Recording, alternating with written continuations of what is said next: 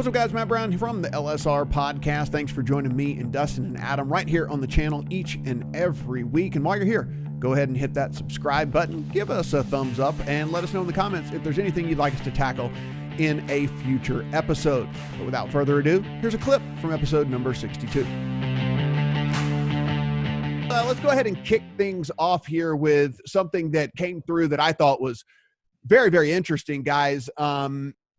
Major League Baseball coming through with a new partnership. And Dustin, this was something, actually all three of us were kind of having messages back and forth about this on our own private little Slack channel and stuff, because it really stood out, this partnership, because it's none of the companies that we really talk about here on this podcast.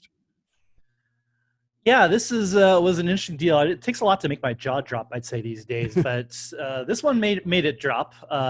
Came across that Major League Baseball did a deal with a sportsbook operator named BetCris, which, again, is probably not super familiar for a U.S. audience, but is a powerhouse in Latin America. This is the MLB deal covers just Latin America. This is not a U.S.-facing deal, but it's interesting because BetCris definitely once upon a time served the U.S., certainly illegally. There are debates about how much it's tied to offshore betting these days. I can't sit here and say that BetCris takes bets from people in the United States. They say they firewall what's going on in the United States now and have since 2007. They've been connected to a sports book that has not operated legally, bookmaker.eu, and still does not operate in the U.S. illegally. And those two companies, were tied together. How much they're tied together might be a matter of corporate structuring over there. So this is an interesting deal because this is Major League Baseball giving what was almost certainly not a good actor in the United States at one point in time in the not distant future, back when baseball really didn't like betting at all and was, trying to stop it in all shapes and forms. And now, 2 years after the fall of the federal ban, is now doing a deal with this company. So it's an interesting one. And, there will be more ink dedicated to this because this is a topic of the sports betting world that I think people are going to dissect a lot as time moves on. Yeah, Adam, this was something, like, I'm very familiar with BetCris, and I know that because I was, when I was in my former days, 20 years ago and stuff, I was betting at BetCris when they were actually taking bets in the United States, and when they were, actively not only taking bets in the United States, but actively marketing within the United States as well, and really pushing their product and whatnot.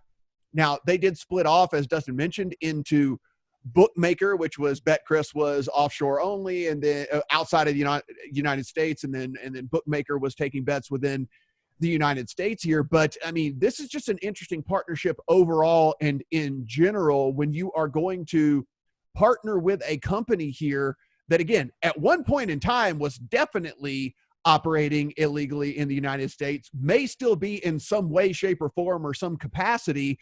This is just a pretty slippery slope here. Without question, Matt. And for those who think we're here trying to legislate, is BetCris legal now and what an offshore is? Look, we have put enough words into that argument that you know where we stand on it. We don't need to tell you anything about that. Where this slope gets slippery, Matt, is BetCris is not just stopping at this partnership in Latin America with Major League Baseball that is very clearly meant to be outside the United States. Their CEO is giving interviews saying that they want to get into the U.S. market, the U.S. legal regulated market. Now, it's obviously up to state regulators to make the decision as to whether they want to allow a company that has the history of BetCris, which has ties going back well into the past that have to do with organized crime and potential money laundering. And, I'll put the Jesus and Mero allegedly in there for you. Right. But beyond that, this is something that the legal market and anyone who is dedicated to the success of the legal market needs to have major alarm bells going off in their head about, because the thought of a company that used to serve this country illegally, having their background essentially whitewashed for the purpose of regulators potentially allowing them to get into the U.S. market, is something that is highly, highly concerning And it is something that we're looking into, and it's something that I think anyone who wants to see the legal market succeed needs to look at and talk to regulators and talk to their representatives and say, we don't want this to happen. And Dustin, I guess, one of the other things here is if this were to continue on and does actually, this partnership does actually formulate and move on here. I mean, where does this go for these other kind of offshore books? I mean, the questions are really going to start to mount here. If I'm an offshore book and I'm one of these books that may or may not have, done some stuff back in the day in the United States, but I've been quote unquote clean for however many years it might have been past that. I mean, maybe I'm trying to ring up some of these sports leagues, right? Yeah, I mean, I agree with Adam on the slippery slope. Now let's also make it clear, and I'm not going to try to be too much of a BetCris apologist, but they are at least different than other offshore books. They are True. licensed in Malta right now. They are serving Latin American countries in what appears to be a legal and regulated way. So that is not what's going on at the majority of offshore sports books that we talk about. So, but yes, it's their past is dotted with things that are definitely strange. I don't know. Can you, if you are one of these other offshore sports books, can you spin off a business that is clean from, a corporate standpoint? This is not, Bovada Sportsbook. This is something else, but, we have turned this into that. Yes.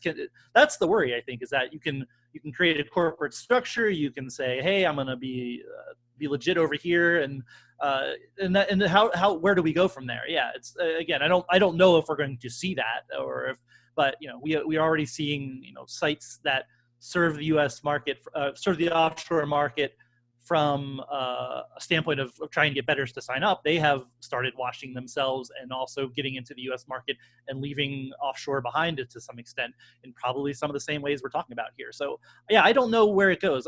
I'm not going to sit here and say that MLB absolutely shouldn't have done this deal, but just given the history of it, it looks very hypocritical for MLB to be giving some credibility to a site.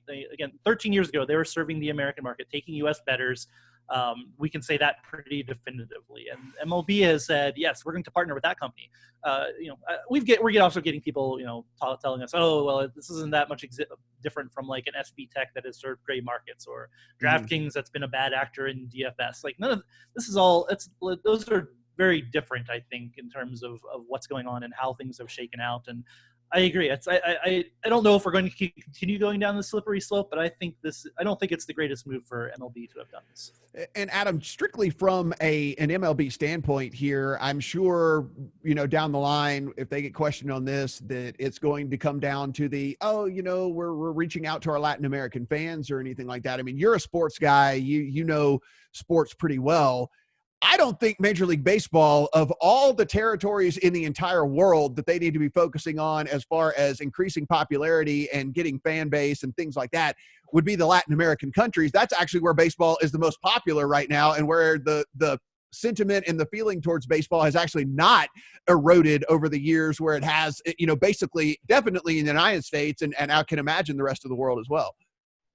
Yeah, but I don't know that it's so much about building a fan base as it is trying to wring some dollars out of the strong existing fan base that they have. You have a Latin American market that is huge in terms of baseball's popularity.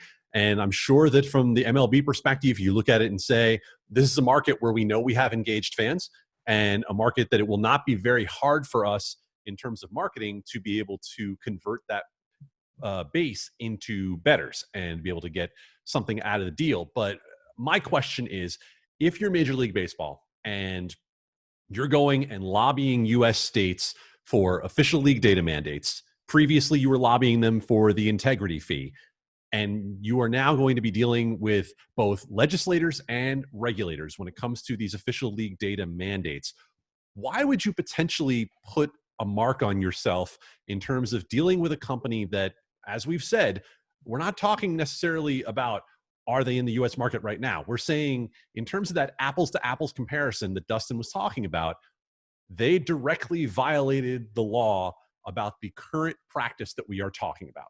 We are talking about sports betting in the United States. They violated U.S. law in terms of sports betting in the United States. I am not an attorney, but that seems to be a fairly well accepted point among those who are part of this market. So I'm not sure what the value is for MLB in terms of getting into this partnership with BetCris at this point, but that's up to Major League Baseball, which this year certainly has made a number of decisions that I think those in the sports world have some questions about. The benefit is obviously a giant pile of cash. I'm sure yes, I think we know that. What value is in the cash is what I'm saying. Right. Yeah. No, for sure. I was saying, I think the official statement from them would be like, oh no, we're serving our fan base here. And whatever. So like, no, you're not like, no, you're not. That's not the case at all. Guys, as a reminder, the full version of this podcast can be found over at LegalSportsReport.com, as can the written breakdown of every topic we talk about on the show each and every week. Thanks for watching.